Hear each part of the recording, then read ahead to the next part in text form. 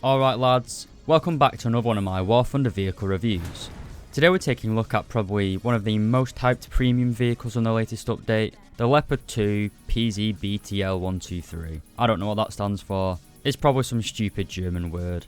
But again, all German words are stupid. Anyway, this is a premium version of the Leopard 2A4, but you have the incredible addition of some camouflage nets. That is the only unique thing about this premium vehicle, and it serves no real purpose in game apart from lol, looks cool. So basically, it's another copy and paste premium, just like the Challenger 2DS and several other premiums currently in War Thunder. But if you've been playing War Thunder as long as I have, then you're probably pretty much already completely demoralised, and this is just one of the many steps in a long line of steps that Gaijin have taken to slowly but surely destroy my will to live and the game.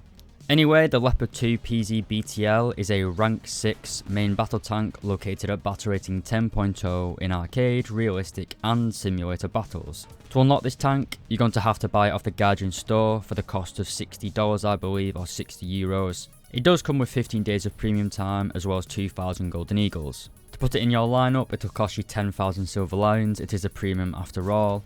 And for the expert in ace qualifications, it's 1,210,000 silver lions and 2,100 golden eagles respectively. This tank has widely been expected to be the counter of the Russian T-72AV Turms. It sits at a similar battle rating, the Turms is slightly lower at battle rating 9.7, but all the major nations in War Thunder should be getting a thermal equipped rank 6 premium. And this is Germany's answer to it. So is it better than the T-72AV Turms? Is it better bang for buck? Or is it kind of like Germany's current Leopard 2 fleet? Broken down, in need of some love, and basically not very useful apart from on paper. If you want to know the answer to that question lads, then stick around for the rest of the video.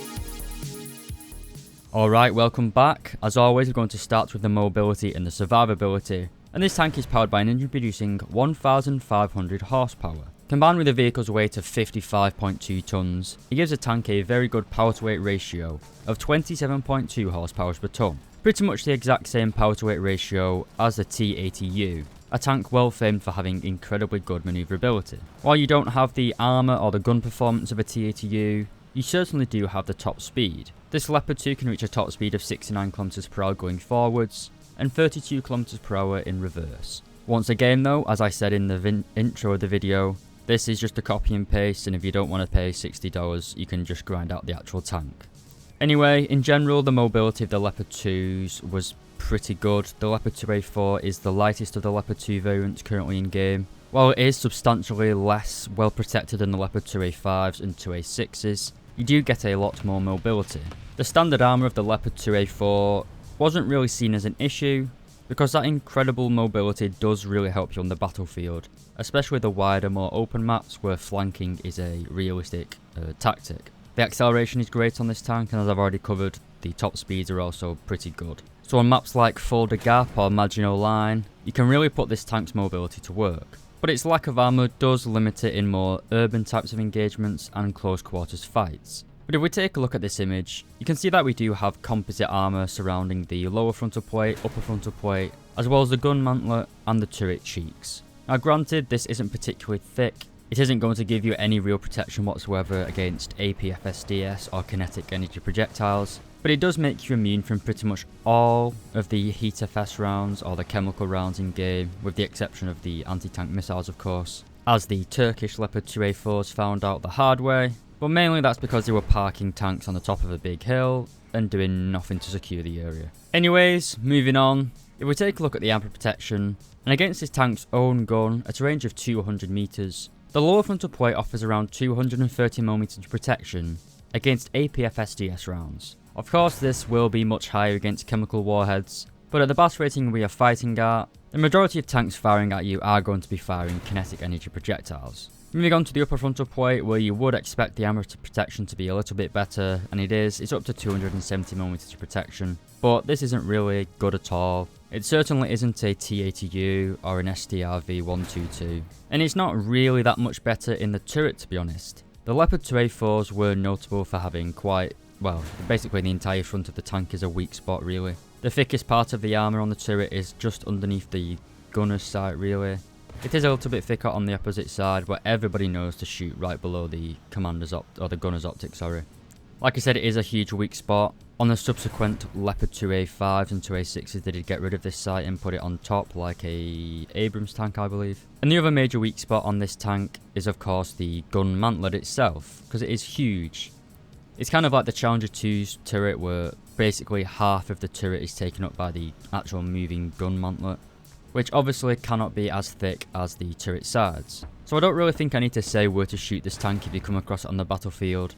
If you've got a high penetration APF SDS rounds, you should be able to penetrate it pretty much centre of mass. Taking out the gun breech is pretty easy. As I said, it is very weak around the gun, and you're basically guaranteed to destroy the actual gun barrel or the breech. If you shoot the left hand side of the vehicle, just where the driver would be, you can kill the driver, gunner and commander in one shot. But if you do try and do this, make sure that a tank that you are using does have very high penetration, as you will need to produce a lot of spalling to kill 3 crew members at once. Speaking of gun performance, let's move on to the main cannon, which is of course the Rheinmetall 120mm L44. Basically the same gun as found on the M1A1 Abrams of tank. The tank can carry 42 rounds of ammunition total, with a first stage ammunition rack of 15 rounds. This is significantly lower than the first stage Redder rack that is found in the Abrams, for example, which I believe can carry 22. Carrying more than 15 rounds of ammunition in this vehicle will result in ammunition being stored next to the driver in the hull of the vehicle. As we previously just covered, the armour of the hull is pretty weak, but because it's such a taboo to carry more than 15 rounds into battle in a Leopard, basically no one really shoots at this ammunition storage. It's kind of presumed by the experienced War Thunder players that no one is stupid enough to carry ammunition there. Well, this is a top tier premium vehicle, so I guess a lot of people that are going to be buying this premium aren't going to be the greatest of players. But anyway, the gun is pretty good. Like the other Leopard 2 series, it has alright vertical guidance characteristics. We've got the NATO standard 20 degrees of gun elevation, but slightly below standard 9 degrees of gun depression. This doesn't hurt the vehicle too bad. And of course, the gun is fully stabilised in both the horizontal and vertical planes. Being a 1980s design, the tank does have thermal imaging, but it is first generation, making it pretty good for actually finding heat signatures on a map, but not really that good for identifying them. So when you're playing tank battles, and especially when playing simulator battles, always turn the thermals off before firing. Find the heat signature with the thermals, yes, but then target it with actual normal gunner sights, because you might be shooting at a friendly. Looking at the reload speed, and looking at the crew reloading skill, our base reload speed is 7.8 seconds, but within Ace Crew, that goes down to 6 seconds. This is a pretty good reload rate, to be honest. It's around the same as the M1 Abrams, I believe. Not as fast as the Challenger or the Type 10, but still good enough in my opinion. Moving on to the ammunition, and we have a few shells available. This is a premium vehicle, of course, so you don't have to grind for them. But we do have the DM12 heater fast round. Not particularly useful at this battle rating, but I guess you could carry a few of them for some lightly armoured targets. We then have the DM13 APF SDS round. This is a very early APF SDS round, and it has terrible spalling. While it does have pretty good penetration, 393mm of flat pen at point blank range, it basically has very limited post pen damage. And you really should be upgrading to your next round as soon as you can, which because this is a premium, you can do straight away. And that is the DM23 round. This has slightly more penetration with 410mm of flat pen, and it still has the same angled characteristics when it comes to penetration. But where it differs is it has slightly better post-penetration damage, greatly increasing the reliability of those kills. Well, that's pretty much everything, lads. So, should you buy this tank? Well, to be honest, it's just a faster, slightly betterly protected Leopard A1A1 L44. It uses the same gun, for God's sake. Granted, the Leopard L44 does only fire the DM13, whereas this fires the DM23. So you do have slightly better gun performance in this vehicle, but the Leopard has thermal imaging, as does this, and they play pretty much the same. So if you already have the Leopard L44, I wouldn't really recommend buying this. It's not particularly worth €60 or dollars, especially if you already have a decent German grinder. But compared to the T-72AV Turms, I'd say that the Turms is better than this a long way. The Turms has 3rd generation thermals for its gunner and commander sights. It has a more powerful round. It arguably has better front and turret protection. The Turms is well known for being trolly when it comes to its arm performance, and I'd say that it is certainly more reliable than this tank. The mobility, obviously, the Turms does not win. The Turms is slow as shit. And while mobility is a big factor in winning battles in War Thunder, I think the combination of the Turms is better gun, firepower, thermal imaging, and decent all-round survivability just makes the Turm a better vehicle, to be honest. Not to mention that the Soviet win rate at the minute is ridiculously high. Unironically, it's Russian biased because, well, it's not Russian biased, but they've just got so many good players playing it. The German win rates aren't bad.